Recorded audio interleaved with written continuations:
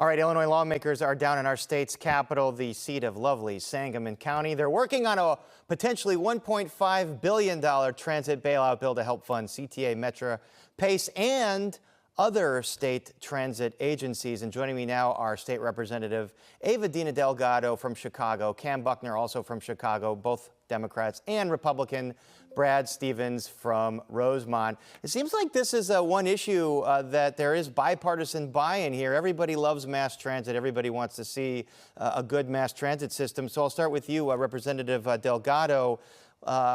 What are the specific contours of a bill being negotiated right now, and how much is it going to cost? Well, Paris, that's a big question. I can say this, transit is definitely a bipartisan issue.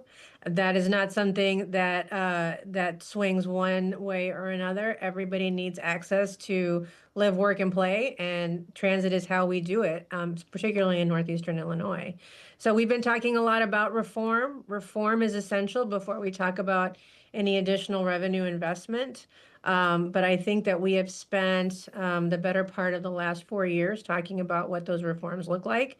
It's all coming to fruition now, and we're looking forward to getting it across the finish line here in October. And part of it is to have more coordination between CTA, PACE, and Metra under one unified umbrella agency. But Representative Buckner, there was this fiscal cliff that was said to be about $779 million. And then these agencies says, well, just kidding, it's actually around $200 million. Apparently, they did a lot of work to clean some stuff up. Does that slow down the urgency of getting something done? It does not, Paris. It actually even makes the urgency more urgent, if I could say that. It shows us that the RTA in its current constitution, the current way it operates, has issues with transparency, has issues with accountability, has issues with math. And so what we have said here in Springfield is that what happened a couple of weeks ago with these new numbers is not indicative of a reason to slow down, but it's indicative of a reason for us to continue this work and make sure that we pass a bill that will be, as I've said, not a bailout, but a reset that's tied to results, reform, and accountability. All right, Brad Stevens of Rosemont, do you have any specifics right now that you can share, or is it still all being worked out? I think it's all being worked out. You used the term bailout. I don't think this is a bailout. I think it's getting this to the proper funding that needs to be to create a world-class transit system, not just in the Chicago metropolitan area, but in the collars and in downstate Illinois. This is transit for Illinois, and I think we're working very hard to get there. I commend Leader Delgado for the lead she's taken on this. It's her passion. I wish she'd have a better hobby, but transit's important to all of us. All right, Representative Delgado, I'm sure you've got some trains and buses in your office here, since this is your passion. There was an advocate down there today from the Environmental Law and Policy Institute basically saying the ideal bill here would cost about $1.7 billion if you include fixes for some of these downstate systems. Is the state prepared to pass something that large? I think that's what we've always been aiming for, Paris. The idea is that we want to invest in the system and make it a transformational investment.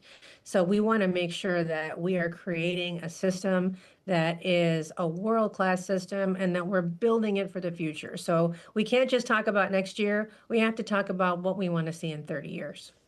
And Representative Buckner, I know there was disagreement. A bill passed one chamber but not the other because folks couldn't get together on where the revenue should come from. Should it be rideshare tax increases? Should it be delivery services?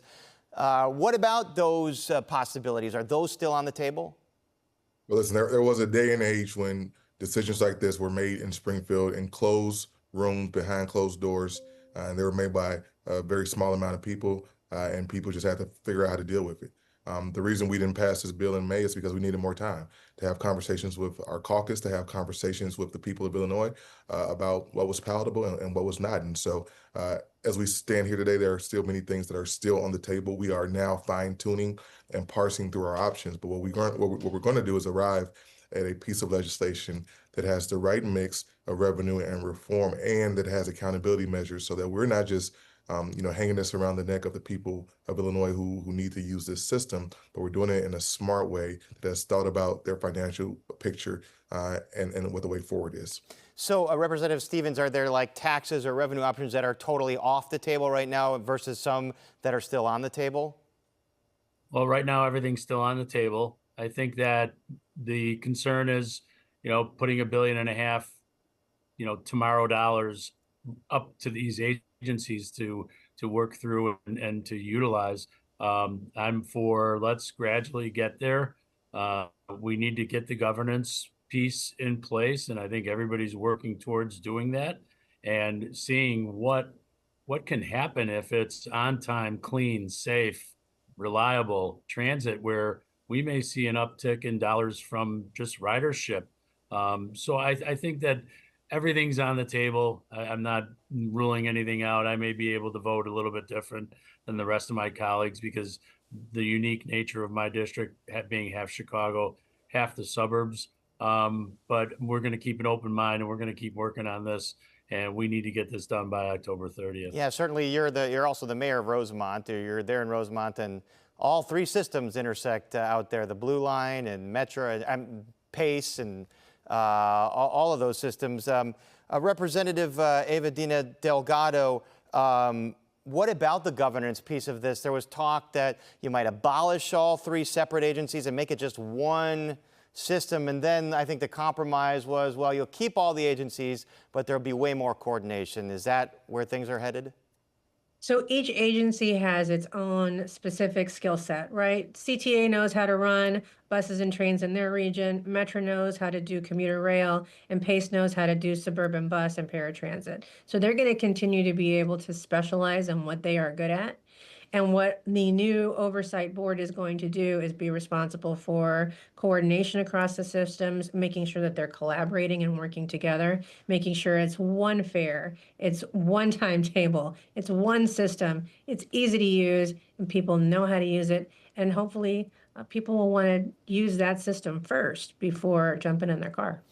Representative Buckner, this fiscal cliff really doesn't hit until around the new year, and you're in the fall veto session right now. Are you anticipating there will be something voted on in this month of October, in this veto session, or will it have to wait?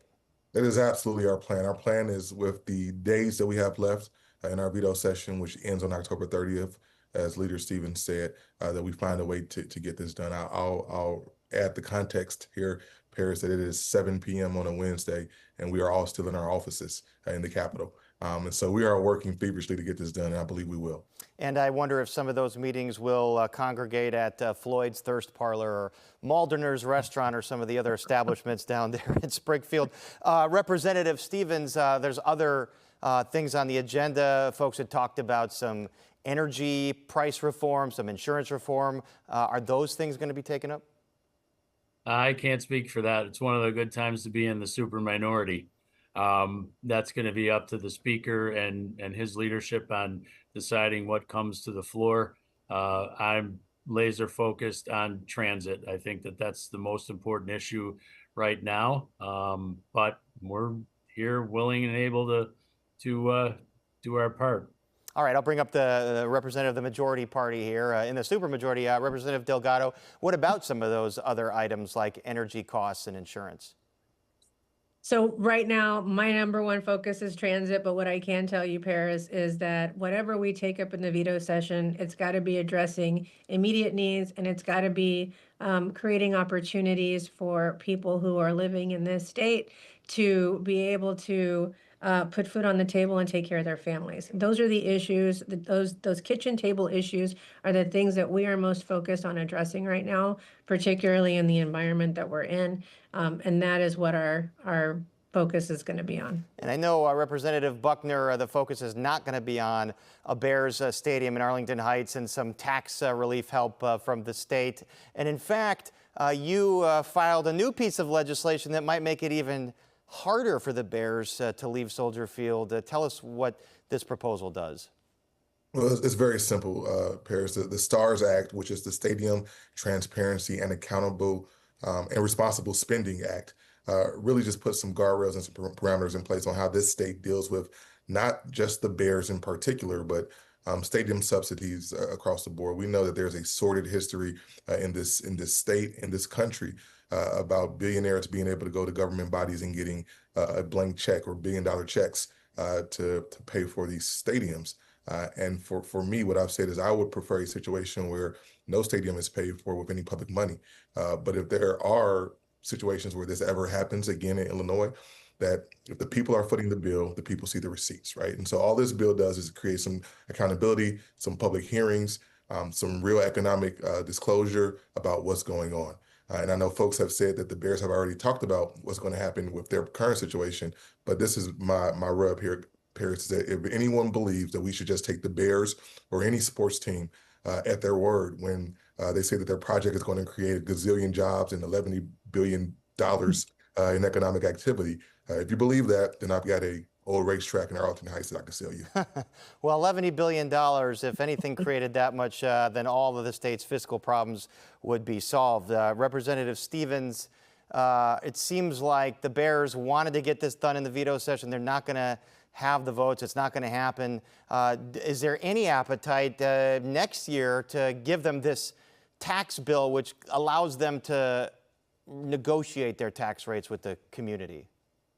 Well, as a pro-development mayor, I really like the pilot process. It brings the other taxing bodies to the table. This isn't just for the Bears. This is good for all of Illinois. I would be in favor of the pilot bill, the payment in lieu of taxes, because it does give those local school districts, park districts, and other taxing bodies the opportunity to sit down and negotiate for a mega development. I share Leader Buckner's concerns, and let's hope that we can just keep working on pro-development issues to bring more and more development, more and more jobs, and more revenue streams to the state of Illinois. And I hear the Bears are getting a little nervous here because they wanted to break ground, on Arlington Heights this year. But Representative Delgado, do you see something happening in the spring session where lawmakers could agree on that pilot bill? One of the beautiful things about being in the legislature is that we have the chance to debate and discuss all kinds of issues. And through that regular process where bills get introduced, we get a chance to hear them in committee. We get a chance to ask questions about what the policy is. And then we ultimately decide what the right policy is for the state of Illinois. So if the Bears have an idea, they want to put it forth, then we'll take it through the process. We'll take them through their paces and see what makes sense for the state of Illinois and the people who live here. And I look forward to doing that. All right, and I know Representative Buckner, you work really hard to try and keep them somewhere in the city, but it seems like still an open question when this Arlington Heights Stadium is going to happen, and we are out of time. I do want to thank Representatives Buckner, Ava Dina Delgado, and Representative Brad Stevens of Rosemont for joining us. Have fun down there in Springfield. I miss it down there. I have some good memories of staying at the Lincoln Hotel. We always do, Paris. Yeah. Oh, I know. Some folks have a little too Paris. much fun sometimes. But anyway, thanks very much. Thanks. All right, and we're back with a final word right after this.